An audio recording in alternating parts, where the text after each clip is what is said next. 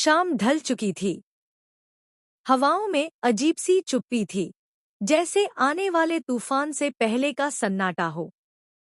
उस बड़े से हवेली जैसे घर में हर किसी का चेहरा जैसे अपने अपने डर और सोच में डूबा था। लेकिन सबसे अलग नजारा था अहाना का, उसका चेहरा, जिसमें ठान लेने का सख्त इरादा और दिल में उठता दर्द साफ झलक रहा था। निकलती हूँ। मतलब, मैं अपने घर वापस जाऊंगी। अहाना के शब्द किसी तलवार की तरह हवा को चीरते हुए कमरे में गूंज गए। एक पल को सब सन्न हो गए, जैसे किसी ने उनके पैरों के नीचे से जमीन खींच ली हो। लेकिन तभी कमरे के कोने में खड़ी बड़ी बुआ की आंखों में गुस्से की लपटें भड़क उठीं।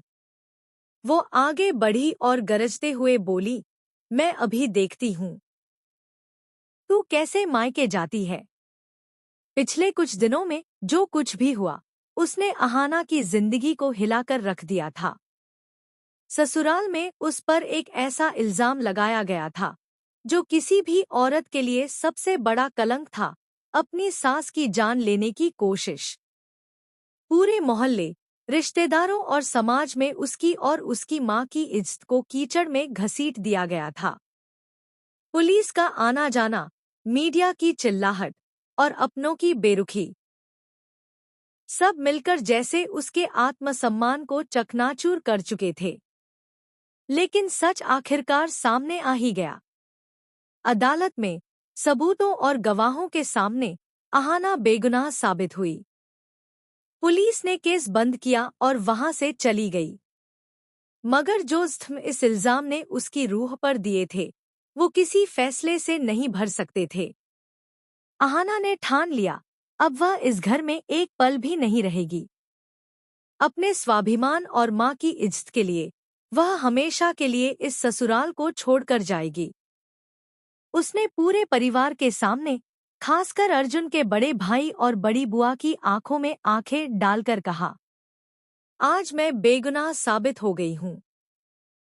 लेकिन याद रखना, इल्जाम लगाना बहुत आसान होता है। झूठा इल्जाम गलत साबित हो सकता है, पर किसी का टूटा हुआ आत्मसम्मान कभी वापस नहीं आता।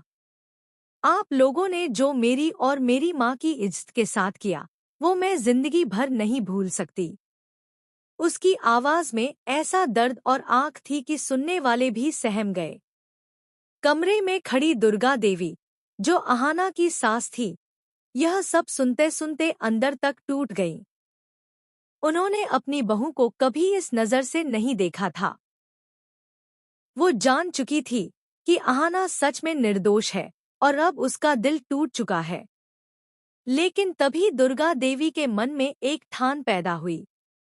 नहीं, मैं अहाना को इस घर से जाने नहीं दूंगी, चाहे इसके लिए मुझे कुछ भी करना पड़े।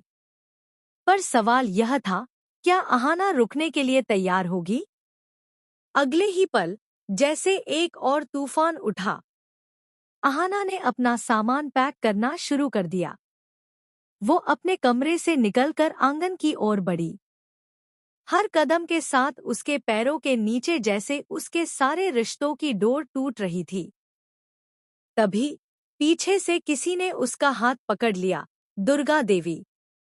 उनकी आंखें आंसुओं से भरी हुई थी। अहाना, मत जा। अहाना ठिठक गई। उसने देखा, उसकी सास की आंखों में सिर्फ प्यार और अपराध बोध था। लेकिन उसका अपना दिल अभी भी तड़प रहा था। माँ, मैं आपको इस हालत में छोड़कर नहीं जाना चाहती, अहाना ने धीमे स्वर में कहा, लेकिन मैं इस घर में रह भी नहीं सकती, जहाँ मेरी इज्जत रोज कुचली जाएगी। दुर्गा देवी ने उसकी दोनों हथेलियां पकड़ ली।